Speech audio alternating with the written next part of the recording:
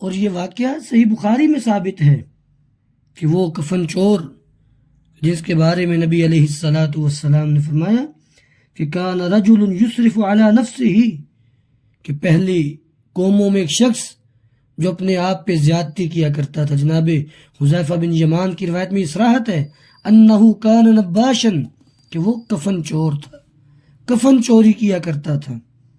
اور جب اس کی موت کا وقت آیا تو اس نے اپنے بیٹوں کو جمع کیا اور ان سے کہنے لگا اذا انا مت فاحرقونی ثم اطحنونی ثم ذرونی فی الریح، کہا کہ جب میں دنیا سے چلا جاؤں، مر جاؤں، تو مجھے جلا دینا، پھر مجھے پیس دینا اور میری راکھ کو ہواؤں کے اندر اور پانی میں اڑا دینا، بکھیر دینا. کچھ راکھ پانی میں بہا دینا، کچھ فضاؤں میں اڑا دینا. اور دل میں کیا ہے، لئن قدر علی ربی لیعذبنی عذابا ما عذبہ احد، اگر اللہ نے مجھ پہ قدرت پا لی تو اللہ مجھے ایسا عذاب دے گا جیسا عذاب اس نے کبھی کسی کو نہیں دیا. ڈر رہا ہے اور اپنے بیٹوں کو نصیحت کر رہا ہے کہ مجھے جلا دینا، راکھ کر دینا، تاکہ مجھے حساب نہ دینا پڑے.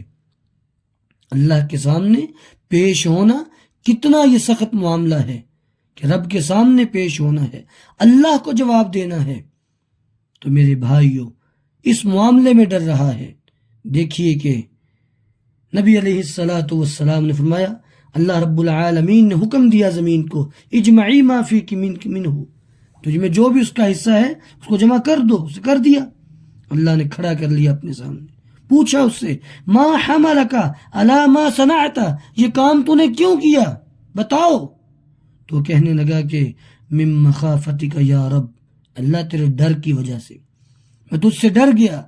میرے دل میں یہ بات تھی کہ میں تیرے سامنے کیسے پیش ہوں گا، میں تو ساری زندگی گناہوں میں گزار دی، تیرے ڈر کی وجہ سے میں نے یہ عمل کیا. فغفر اللہ، تو اللہ نے اس کو معاف کر دیا.